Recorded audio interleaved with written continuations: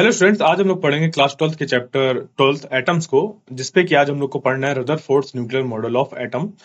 इसमें पिछले लेक्चर पे हम लोग ने जाना था कि इस पूरे चैप्टर में हम लोग को क्या पढ़ना है और किस तरीके से हमारा जो एटम्स तक जो सब्जेक्ट यहाँ पर मतलब पूरा डेवलप हुआ कि एटम्स को हम लोग स्टडी करने लगे, एटम्स के अंदर चीजें देखने लगे, वो कैसे वहां तक चीजें पहुंची। तो अब चलते हैं हम लोग Rutherford's nuclear model of atom को पढ़ते हैं। तो इसके लिए क्या है कि जो मॉडल है, मॉडल बनने के पहले रदरफोर्ड ने जो मॉडल दिया था, न्यूक्लियर मॉडल ऑफ एटम जो दिया था, उसके पहले कुछ एक्सपेरिमेंट्स हुए थे।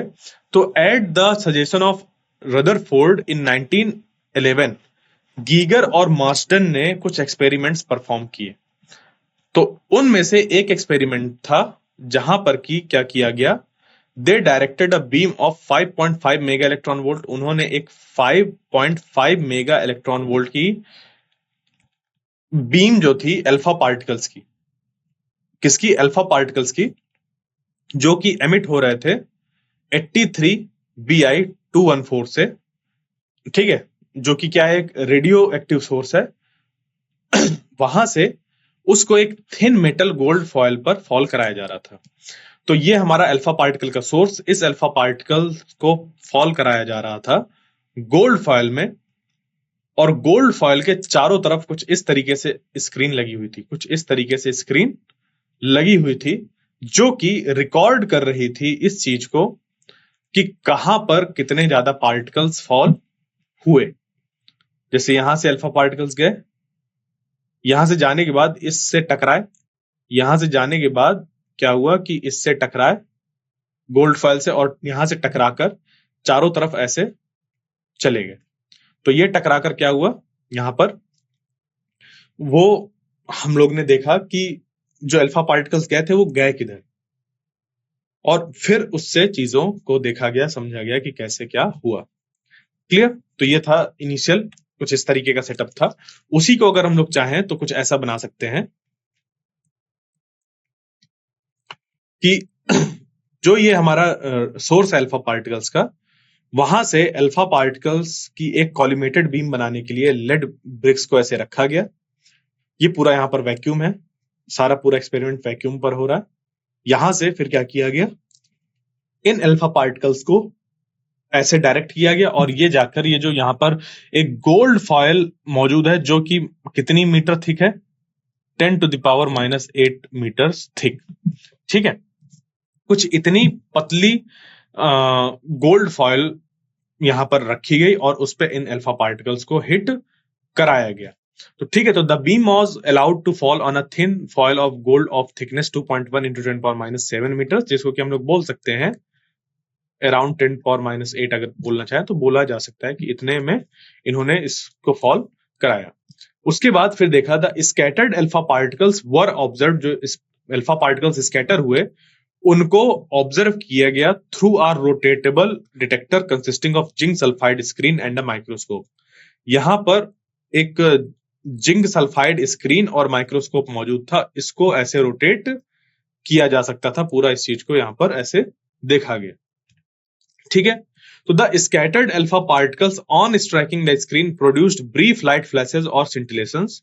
तो ये जो स्कैटर्ड अल्फा पार्टिकल्स थे, ये क्या कर रहे थे, ये बहुत ही छोटे छोटे लाइट फ्लैश या फिर सिंटिलेशंस उन्हीं को बोलते हैं, वो प्रोड्यूस कर रहे थे जब इस जिंक सल्फाइड की स्क्रीन पर ये फॉल हो रहे थे, ठीक है। तो these flashes may be viewed through a microscope and the distribution of the number of scattered particles may be studied as a function of angle of scattering। अब इन्होंने किया क्या कि यहां पर इस माइक्रोस्कोप और उस पे जो डिटेक्टर पूरा बनाया यहाँ पर, जिसपे कि ऐसे जिंक सल्फाइड की स्क्रीन थी और यहाँ पर माइक्रोस्कोप था।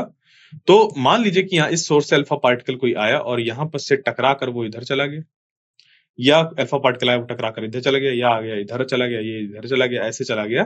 तो अब क्या होगा कि ज्यादातर मान लो इस तरफ चले गए, तो हम लोग क्या कर सकते हैं, जब जिंक सल्फाइड की यहाँ जो स्क्रीन है और जो ये है डिटेक्टर हमारा यानी कि माइक्रोस्कोप, इसको जब यहाँ पर हम लोग देखेंगे तो ये देखेंगे जो यहाँ पर लाइट फ्लैशेस दिखाई देंगे वो ज्यादा दिखाएंगे, क्योंकि अल्फा पार्टिकल्स ऐसे दिखते नहीं है, अल्फा पार्टिकल्स हमें ऐसे दिखते नहीं है। वो अल्फा पार्टिकल्स की वजह से जो लाइट फ्लैशेस जनरेट हो रही हैं वो हमें दिख जाएंगी, ठीक है। तो वो जो हमारा लाइट फ्लैश है या सिंटलेशन जो है उसको क्या करते हैं, देखते हैं। और अगर हम लोग चाहें तो ये चीज हम लोग ग्राफ या फिर कह लीजिए कि जो डेटा है उसको ले सकते हैं, फिर उससे ग्राफ बना सकते हैं किसके किसके बीच में। ये जो स्कैटरिंग एंगल है कि इस पाथ से वो कितना डेविएट हो रहा है, इस स्कैटरिंग एंगल और उस स्कैटरिंग एंगल में कितना ज्यादा हमारा वहां पर पार्टिकल्स हैं, उसको अगर हम लोग चाहें तो इसको स्टडी कर सकते हैं। ठीक है, तो यही चीज यहां पर देखेगी कि ये है स्कैटरिंग एंगल, कितने एंगल पर स्कैटर हो रहा है और कितना वहां पर पार्टिकल्स हैं, वो सारी चीजों को यहां पर ऐसे डिटेक्ट किया गया। तो जो ऐसी स्टडी करने के बाद एक ग्राफ निकल कर आया, तो a typical graph of total number of alpha particles scattered at different angles in a given interval of time, ये हम लोग का ग्राफ यहां पर निकलकर आ गया। ठीक है, तो क्या हुआ यहां पर देखिए, क्या क्या था कि ये हमारा हो गया एक इस एक्सिस पे स्कैटरिंग एंगल, ये क्या हो गया स्कैटरिंग एंगल। ठीक है, इस तरफ स्कैटरिंग एंगल हो गया और ये इधर हो गया कि उस एंगल पर, उस पर्टिकुलर एंगल पर वो जो हमारा डिटेक्टर था वो कितने पार्टिकल्स को डिटेक्ट कर पा रहा है। यानी कि इस पे अगर हम लोग देखें कि इस पर्टिकुलर एंगल पर यहां पर कितने फॉल हो रहे हैं, यानी कि ये एंगल और इस एंगल पर, इस वैल्यू पर, ये जो हमारा स्क्रीन है, ये डिटेक्टर है, यहाँ पर जो माइक्रोस्कोप है, उसमें कितने नंबर्स फॉल हो रहे हैं, कितने फ्लैशेस या कितने सिंटलेशंस हमें दिख रहे हैं, वो चीज हम लोग अगर इसको देखें तो उसका ग्राफ कुछ ऐसा बन रहा था। तो देखिए 0 डिग्री, 20 डिग्री, 40, 60, 80, 100, 120, 140, 160, 180, तो नंबर्स यहां पर डिक्रीज हो रहे हैं। नंबर्स यहां पर क्या हो रहा है, डिक्रीज हो रहा है। जैसे जैसे एंगल बढ़ रहा है वैसे वैसे जो नंबर्स हैं वो डिक्रीज हो रहे हैं, यानी कि स्मॉल एंगल्स पर जो नंबर्स थे वो बहुत ज्यादा थे, कितने 10⁻⁷। तो अब इससे समझिए इस पे मतलब क्या है इसका। इसका मतलब ये है कि इस पूरे एक्सपेरिमेंट में जब हमने 0 डिग्री पर देखा या 0 डिग्री के नियर अबाउट देखा, क्या देखा 0 डिग्री के नियर अबाउट देखा, तो 0 डिग्री के नियर अबाउट देखने में ये पता चला, यानी कि डिटेक्टर जब हम लोग ने यहां पर रखा, ये हमारा 0 डिग्री के नियर अबाउट, तो ये देखा गया कि यहां पर 10⁻⁷ अल्फा पार्टिकल्स आ रहे हैं लगभग। ठीक है, और जब हमने एंगल को थोड़ा और बढ़ाया तो ये नंबर घट गया, थोड़ा और बढ़ाया तो नंबर घट गया, और बढ़ाया तो नंबर घट गया, और ये एंगल बढ़ाया तो नंबर और घट गया। ठीक है, तो ये इस तरीके से यहां पर टेंडिंग टू 180 हो रहा है एंगल। क्लियर? तो अब क्या हुआ यहां से देखें कि ये जो हमारा स्कैटरिंग एंगल है, ठीक है, ये जो हमारे स्कैटरिंग एंगल है यहां पर ये कितना है, बहुत कम है, और मतलब ये जो एंगल है हमारा ये बहुत कम है।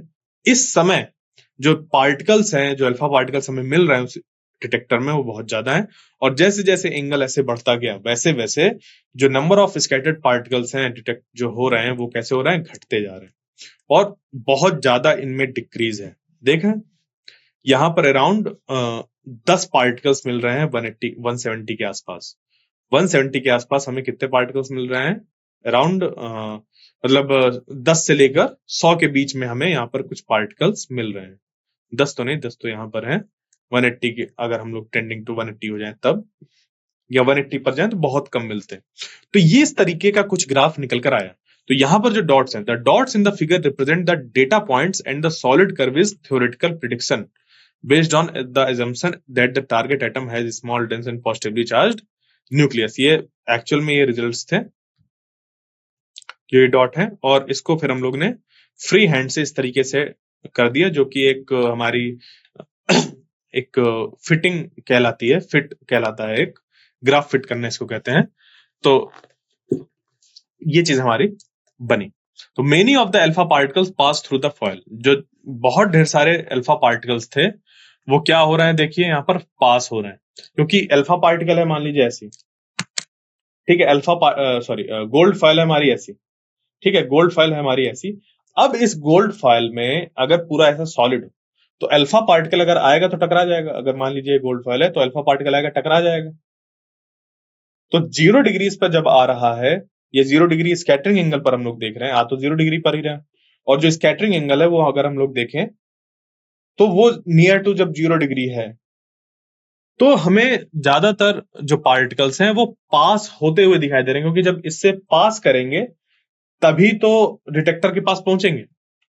जब यहां पर इस गोल्ड फॉयल को ये पास कर जाएंगे तभी तो यहाँ जब डिटेक्टर यहां पर होगा तब वहां तक पहुंचेंगे। हाँ है ना, बिल्कुल सीधा सा यहां पर रीजनिंग है।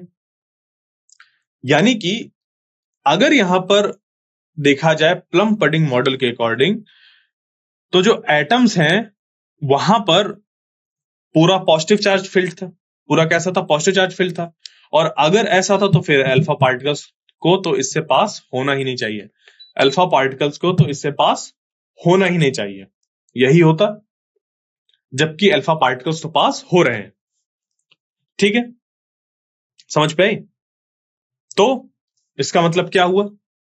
इसका मतलब यह हुआ कि जो ज्यादातर अल्फा पार्टिकल्स हैं वो किसी भी तरीके का कोलिजन सफर ही नहीं कर रहे।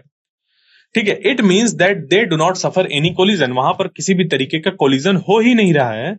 वहां पर जो अल्फा पार्टिकल्स आ रहे हैं वो उस एटम की अगर हम लोग बात करें, या जो गोल्ड फॉयल है, गोल्ड फॉयल से उस पर किसी भी चीज से टकरा ही नहीं रहा है, इसी कारण से तो वो एकदम पास हो जा रहे हैं।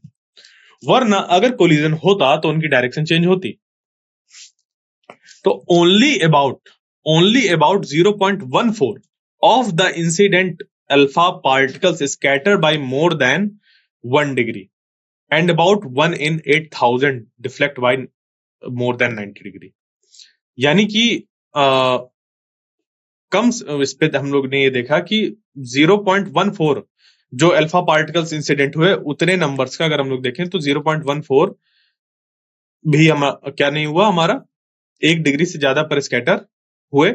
और एक इन 8,000 एक particle in 8,000 deflect by more than 90 degrees.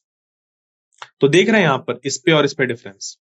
अगर 1 डिवाइडेड बाई 8,000 करें हम लोग, 1 डिवाइडेड बाई 8,000 अगर हम लोग करते हैं तो ये हमें मिलता है नंबर कितना, 0.000125।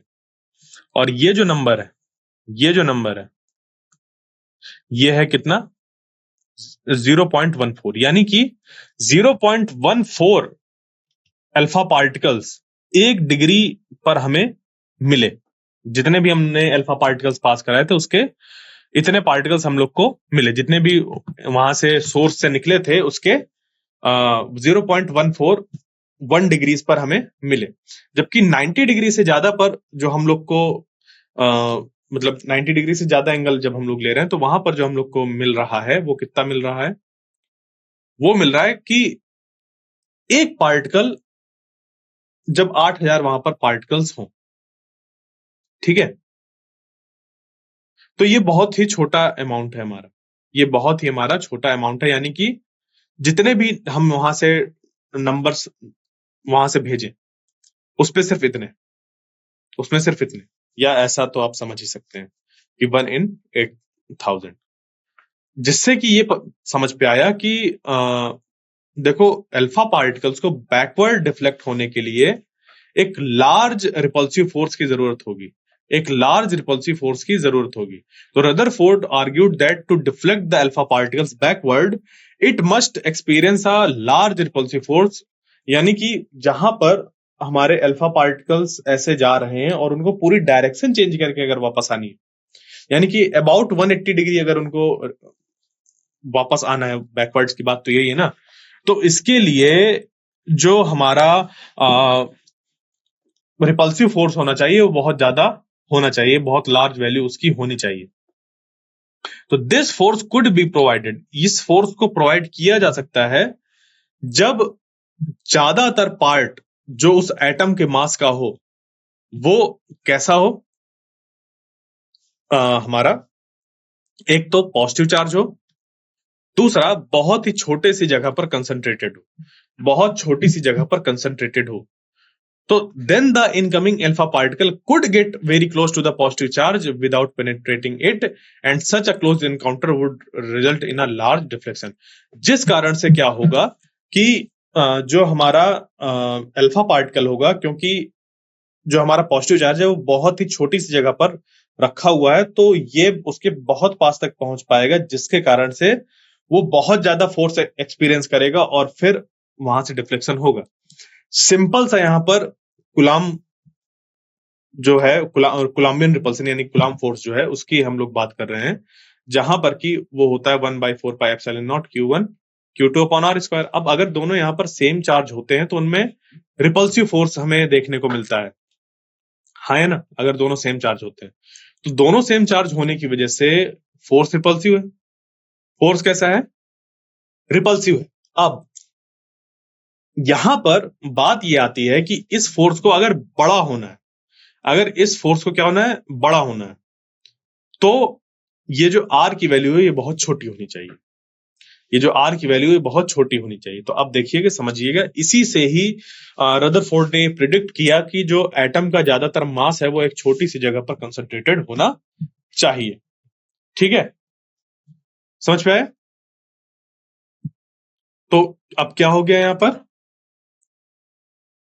Q1 हीलियम यानी कि हीलियम डाइपॉजिटिव यानी कि अल्फा पार्टिकल्स, और Q2 हमने ये माना एटम के अंदर जो चार्ज पॉजिटिव चार्ज मौजूद है वो, तो यहां पर एटम के अंदर पॉजिटिव चार्ज और अल्फा पार्टिकल में पॉजिटिव चार्ज, दोनों में रिपल्सन होगा। बट उसको बड़ा करने के लिए, एक लार्ज रिपल्सिव फोर्स ऑब्टेन करने के लिए, जो ये पॉजिटिव चार्ज है उसको बहुत ही छोटे से जगह पर होना पड़ेगा। उस छोटी सी जगह के लिए आर की वैल्यू बहुत कम होगी, यानी कि ये जो होगा वो हमारा पॉजिटिव चार्ज कंसंट्रेटेड होगा एक छोटी सी जगह पर, एक सेंटर पर ऐसे कंसंट्रेटेड होगा। तो यही है यहां पर कि this force could be provided, इस फोर्स को प्रोवाइड किया जा सकता है इफ ग्रेटर पार्ट, अगर ज्यादातर पार्ट जो है मास का, उस एटम के मास का, वो कैसा हो? एक छोटी सी जगह पर कंसंट्रेटेड हो और पॉजिटिव चार्ज हो। ठीक है, जिसके कारण से then the incoming alpha particle could get very close, जिसकी वजह से आर की जो वैल्यू मैंने यहां पर दिखाई, आर की वैल्यू क्या हो जाएगी? बहुत छोटी हो जाएगी। तो then the incoming alpha particle could get very close to positive charge without penetrating it, and such a close encounter would result in a large deflection। और ये जो यहाँ पर क्लोज एनकाउंटर होगा, जिसके कारण से वहां पर हमें एक लार्ज डिफ्लेक्शन देखने को मिलेगा।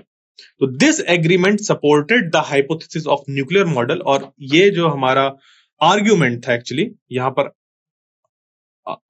हमारा ये कह लीजिए या एग्रीमेंट ही बोल लीजिए, यानी कि ये जो बातें थी, जो सारी चीजें थी, वो क्या कर रही थी? सपोर्ट कर रही थी हाइपोथेसिस ऑफ न्यूक्लियर एटम को, यानी कि एक एटम पर न्यूक्लियस मौजूद होता है। This is why Rutherford is credited with the discovery of the nucleus. इस कारण से रदरफोर्ड को बोला जाता है कि उन्होंने इस न्यूक्लियस की डिस्कवरी करी थी, न्यूक्लियस की। ठीक है, कि एटम पे न्यूक्लियस मौजूद होता है। ठीक है, तो in Rutherford's nuclear model of the atom, the entire positive charge and most of the mass of the atom are concentrated in the nucleus with the electrons some distance away। तो in Rutherford nuclear model, तो ये जो Rutherford nuclear model है, इसमें पूरा का पूरा positive charge क्या होता है? एक छोटे से हमारा जगह पर कंसंट्रेटेड होता है, और उस पूरे एटम का जो मास होता है वो एक छोटे से जगह पर कंसंट्रेटेड होता है, जिसको कि हम बोलते हैं न्यूक्लियस। और जो इलेक्ट्रॉन्स होते हैं वो कुछ डिस्टेंस दूर पर ऐसे मौजूद होते हैं। ठीक है, जो इलेक्ट्रॉन्स होते हैं वो मूव कर रहे होते हैं ऑर्बिट्स में, जैसे कि प्लैनेट्स जो होते हैं वो सन के अराउंड मूव करते हैं, बिल्कुल वैसे ही। इसी कारण से इसको कभी कभी प्लैनेटरी मॉडल ऑफ एटम भी कहा जाता है। तो रदरफोर्ड ने ये सजेस्ट किया कि जो न्यूक्लियस का साइज होगा वो 10⁻⁻15 मीटर से लेकर 10⁻⁻14 मीटर के आसपास हो सकता है। ये रदरफोर्ड का सजेशन था, यानी कि वही एक्सपेरिमेंट्स के थ्रू जो भी चीजें निकली थी उसको एज अ समराइज उन्होंने जब किया तो ये चीजें निकली। तो from kinetic theory the size of an atom was known to be 10⁻⁻10 meters. और काइनेटिक थ्योरी ऑफ गैसेस की, उससे हम लोग को ये पता था कि जो एटम का साइज है वो है 10⁻10 मीटर्स। ठीक है, इस तरीके से यहां पर देखिए पिछले स्लाइड पे दो इंफॉर्मेशन आपके पास जो कि इंपॉर्टेंट है, कि देखो 10⁻⁻10 मीटर्स को हम लोग एंगस्ट्रॉम भी बोलते हैं। तो कभी भी जब एटम की बात होती है तो ये बोला जाता है कि एटम हमारा एंगस्ट्रॉम ऑर्डर का होता है। 2, 3, 4, 6, 5 एंगस्ट्रॉम इस तरीके से, या 10 एंगस्ट्रॉम, 20 एंगस्ट्रॉम इस तरीके से हो सकता है। ठीक है, वो डिपेंड करता है कैसे क्या यहाँ पर है, different different atom, different different size, but जो उसका ऑर्डर होता है वो हमारा एंगस्ट्रॉम ऑर्डर का होता है।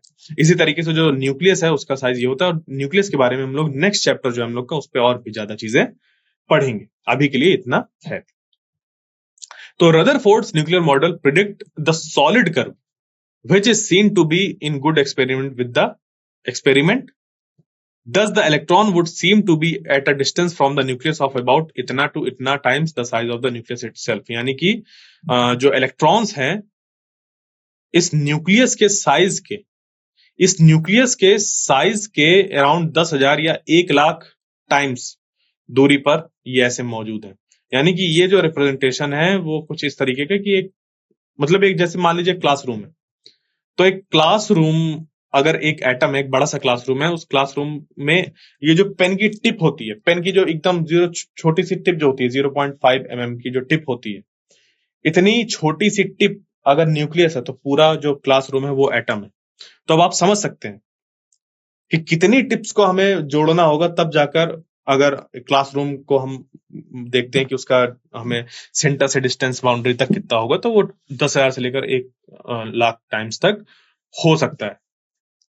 तो दस most of an atom is empty space. तो ज्यादातर जो हिस्सा है वो एटम का वो कैसा है, एम्प्टी स्पेस है।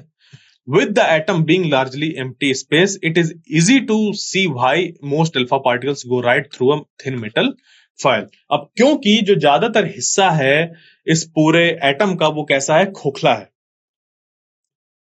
ठीक है, इस पूरे मॉडल पर ये था कि जो ज्यादातर हिस्सा है एटम का वो कैसा है, हॉलो है, एम्प्टी स्पेस है, जिस कारण से वहां से जो अल्फा पार्टिकल्स है वो पास होकर तभी वो पार कर पा रहे थे उस गोल्ड फाइल को।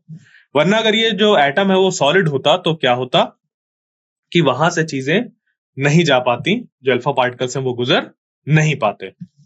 ठीक है, तो however when alpha particles happen to come near a nucleus, the intense electric field there scatters it through a large angles. But होता क्या है कि जब अल्फा पार्टिकल्स इस न्यूक्लियस के पास से गुजरता है, तो यहां पास से जब गुजरता है तो ये ऐसे डिफ्लेक्ट हो जाता है, वरना जो इसके दूर से गुजरता है वो अनडेविएटेड ऐसे निकल जाता है, बट इसके पास से जब जाता है तो ऐसे चला जाता है। ठीक है, समझ गए ये चीज ऐसे। तो the atomic electron being so light do not appreciably affect the alpha particles. और ये जो इलेक्ट्रॉन्स होते हैं ये अल्फा पार्टिकल के मोशन को नहीं करते, क्योंकि ये बहुत ही हमारे कम वैल्यू के होते हैं, इस कारण से इस पे कोई ज्यादा इस पे इफेक्ट नहीं दिखता, क्योंकि इनका मास जो होता है वो अल्फा पार्टिकल से बहुत ही कम होता है, तो अल्फा पार्टिकल को ये डिफ्लेक्ट वगैरह नहीं कर पाते। The scattering data can be analyzed by employing Rutherford's nuclear model of the atom. अब अगर हम लोग जो स्कैटरिंग डेटा था उसको रदरफोर्ड न्यूक्लियर मॉडल ऑफ जो एटम जो अभी हम लोग ने देखा, जहां पर कि ये माना कि ज्यादातर जो स्पेस है वो एम्प्टी है, छोटी सी जगह पर बीच में न्यूक्लियस मौजूद होता है जो कि पॉजिटिवली चार्ज होता है, उसके साइज की बात हुई, एटम की साइज की बात हुई। ठीक है, तो ये सारी चीजें Rutherford nuclear model of atom पर आती हैं। फिर इस Rutherford nuclear model of atom को जब हम लोग ने यूज किया स्कैटरिंग डेटा को एक्सप्लेन करने के लिए, तो क्या क्या बातें निकल कर आई, वही चीज। तो as the gold foil is very thin, it can be assume that alpha particles will suffer not more than one scattering during their passage through it. यानी कि गोल्ड फॉइल को हम लोग ने इतना पतला बना दिया था कि वो 1 एटम थिक मान रहे हैं। तो 1 एटम अगर थिक माने, यानी कि अगर ये जो आपको थिकनेस दिख रही है यहाँ पर सिर्फ एक ही एटम हो, तो अल्फा पार्टिकल अगर ऐसा है तो वो एक पार्टिकल से ही होता हुआ जाएगा, तो जो भी हमें रिजल्ट मिल रहा है वो एक एटम के लेवल तक हम लोग उसको लेकर जा रहे हैं। तो therefore computation of the trajectory of an alpha particle is scattered by a single nucleus is enough। तो अब यहां पर अल्फा पार्टिकल्स की अगर हम लोग बात करें, alpha particles are nuclei of helium atom, तो उस पे जो चार्ज होता है वो पॉजिटिव चार्ज होता है 2e का, क्योंकि जो हीलियम होता है वो होता है 2He4। अब इसमें होता क्या है कि इसके जो इलेक्ट्रॉन्स होते हैं उनको जब हटा दिया जाता है और फिर जो पार्टिकल बचता है उसको बोलते हैं अल्फा पार्टिकल्स, ठीक है। और ये रेडियो एक्टिव सोर्स से इमिट होते हैं। और अल्फा पार्टिकल्स का जो मास होता है वो हमारे हीलियम एटम के बराबर होता है, क्योंकि भाई 2He डाई पॉजिटिव होता है। ये होता है हमारा अल्फा पार्टिकल, ठीक है। इसका मतलब ये है कि दो प्रोटॉन है यहाँ पर, दो प्रोटॉन के साथ दो न्यूट्रॉन भी है, बट जो दो इलेक्ट्रॉन्स है उनको यहां से हटा दिया गया, तो वो जो बनता है वो बनता है हमारा अल्फा पार्टिकल, ठीक है। अब यहां पर the charge of gold nucleus is इतना, अब जेड उसका क्या है, एटॉमिक नंबर है, तो गोल्ड के लिए 79 हो जाएगा। तो since the nucleus of gold is about 50 times heavier than the alpha particles, अब क्योंकि जो हमारा गोल्ड का न्यूक्लियस है वो 50 टाइम्स हैवियर है अल्फा पार्टिकल्स थे, तो ये हम एज्यूम कर सकते हैं कि पूरे एक्सपेरिमेंट के थ्रू, पूरे स्कैटरिंग प्रोसेस में ये जो हमारा न्यूक्लियस है वो कैसा रहेगा, स्टेशनरी रहेगा, वो इधर उधर नहीं हिलेगा। मतलब समझिए आप कि अगर आपका वजन कितना है, मतलब आपका मास कितना है, वजन नहीं, आपका मास लेटर सपोज 50 किलोग्राम्स है, तो 50 किलोग्राम्स से 50 गुना ज्यादा, यानी कि 50 किलोग्राम्स इंटू 50 जब आप लोग करेंगे तो कितना बन जाएगा बताइए, 2500। 2500 किलोग्राम्स को क्या आप हिला सकते हैं? नहीं ना। वही चीज यहां पर भी है कि जो अल्फा पार्टिकल है उनका मास और जो न्यूक्लियस है गोल्ड का उसका मास, उसमें अंतर यह है कि गोल्ड का जो न्यूक्लियस है वो 50 टाइम्स हैवियर है देन अल्फा पार्टिकल्स। तो अल्फा पार्टिकल्स के लिए थ्रू आउट द एक्सपेरिमेंट वो ऐसा रहता है कि वो जो गोल्ड पार्टिकल्स का जो हमारा गोल्ड एटम्स का जो हमारा न्यूक्लियस है वो कैसा है, स्टेशनरी है। तो under these assumptions the trajectory of an alpha particle can be computed employing Newton's second law of motion and the Coulomb's law of electrostatic force of repulsion between the alpha particle and the positively charged nucleus। तो अगर हम लोग चाहें तो हम लोग यहाँ पर ट्रेजेक्ट्री को डिफाइन कर सकते हैं कि किस तरीके से जो अल्फा पार्टिकल है वो आएगा और आकर ऐसे चला जाएगा, इस चीज को हम लोग यहां पर बना सकते हैं, ठीक है। किसका किसका यूज करके, न्यूटन्स लॉज ऑफ मोशन जो कि यूज होता ही है हमारा सेकेंड लॉ ऑफ मोशन, यानी कि ये force is directly proportional to the rate of change of momentum, second law of motion. और जो इलेक्ट्रोस्टैटिक फोर्स है बिटवीन चार्ज पार्टिकल्स उसका हम लोग यूज करके निकाल सकते हैं चीजें, ठीक है। तो अगर हम लोग फोर्स की बात करें उस गोल्ड फॉयल के न्यूक्लियस और अल्फा पार्टिकल्स के बीच में, तो वो होगा 1/4πε0 2E/ZD अपॉन आर स्क्वायर, जहां पर आर है distance between alpha particle and the nucleus. उस न्यूक्लियस और अल्फा पार्टिकल, वो भी न्यूक्लियस के सेंटर से हम लोग डिस्टेंस देख रहे हैं, तो न्यूक्लियस और अल्फा पार्टिकल के बीच में जो हमारा डिस्टेंस है वो है यहाँ पर आर, ठीक है। तो the force is directed along the line joining the alpha particles and the nucleus. अब कुलाम लॉ से हमें ये पता है कि जो दो चार्ज हैं उनमें लगने वाला जो फोर्स होता है वो उस लाइन के अलोंग होता है जिस लाइन से इन दोनों को मीट किया जा सके। यानी कि इस पे लगने वाला फोर्स अगर हम लोग देखें तो ये इस तरफ होगा अगर दोनों पॉजिटिव हैं, अगर दोनों यहां पर क्या हुए, पॉजिटिव ना हुए, यानी कि सेम जो नेचर है उसके चार्ज नहीं हुए, तो क्या होता है यहाँ पर जैसे पॉजिटिव यहाँ पर नेगेटिव है, तो ये पॉजिटिव इस नेगेटिव को क्या करेगा, अट्रैक्ट करेगा, तो वो इसी लाइन पर ही अट्रैक्ट करेगा, इसी डायरेक्शन पर, ठीक है। तो the magnitude and direction of the force on an alpha particle continuously changes it's approaches the nucleus and recedes away from it. तो जो मैग्नीट्यूड और डायरेक्शन होता है फोर्स का अल्फा पार्टिकल पर वो कंटिन्यूअसली चेंज होता है जैसे जैसे वो न्यूक्लियस के पास आता है या फिर उससे दूर जाता है। क्यों?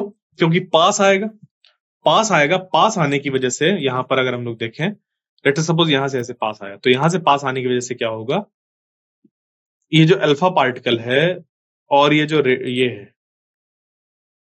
इनके बीच की जो डिस्टेंस है वो घटती जा रही है, इनके बीच की डिस्टेंस घटती जा रही है। अब क्योंकि इनके बीच की डिस्टेंस घटती जा रही है तो इस पे लगने वाला जो फोर्स है वो भी क्या हो जाएगा, घटता जाएगा, सॉरी बढ़ता जाएगा। डिस्टेंस क्योंकि घट रही है तो फोर्स हमारा बढ़ता जाएगा, क्योंकि F is directly proportional to R, मतलब F is inversely proportional to R square, या फिर इसको बोला जा सकता है F is directly proportional to 1 upon r square, यानी इस क्वांटिटी को अगर हम लोग बोलें तो F is directly proportional to 1 upon r square, या फिर F is inversely proportional to r square। तो इस चीज को ध्यान दीजिएगा। अब inversely proportional to r square है, इसका मतलब कि जैसे जैसे इसकी वैल्यू बढ़ेगी वैसे वैसे ये घटेगा, बट यहाँ पर क्या हो रही है, ये वैल्यू घट रही है तो ये फोर्स बढ़ेगा, तो इस पे फोर्स बढ़ेगा, और साथ ही में जो फोर्स का डायरेक्शन है वो भी चेंज होगा। कैसे? जब अल्फा पार्टिकल यहां रहा होगा तो ये इस पे फोर्स लगा रहा होगा इस डायरेक्शन पर, जब ये अल्फा पार्टिकल यहां पर रहा होगा तो ये इस पे लगा रहा होगा इस डायरेक्शन पर, जब ये यहां पर रहा होगा तो ये इस पे लगा रहा होगा इस डायरेक्शन पर, और जब ये पार्टिकल यहां पर था तो ये लगा रहा था फोर्स इस डायरेक्शन पर, और ये पार्टिकल जब यहां पर था तो ये फोर्स लगा रहा था इस डायरेक्शन पर, ये जब इधर था इस जगह पर तो ये फोर्स लगा रहा होगा इस तरफ। ठीक है, यानी कि डायरेक्शन और जो उसके हमारे मैग्नीट्यूड है वो दोनों के दोनों चेंज होते हैं जैसे जैसे वो आगे बढ़ता है। क्लियर? ये चीज हमारी निकलकर यहां से आ गई। तो इसके आगे का जो डिस्कशन है उसको हम लोग अपने नेक्स्ट लेक्चर में कंटिन्यू करेंगे। आई होप जो आज का लेक्चर था वो आपको समझ पे आया होगा, जहां पर कि हम लोग ने देखा कि किस तरीके से Rutherford nuclear model of atom हमारा एग्जिस्टेंस पे आया, उसके क्या क्या फीचर्स थे, और अगले उस पे हम लोग इस पे जो एटमिक स्पेक्ट्रा है उसके बारे में बात करेंगे, और वहां से फिर डिस्कशन को अपने कंटिन्यू करेंगे। तो तब तक के लिए थैंक यू।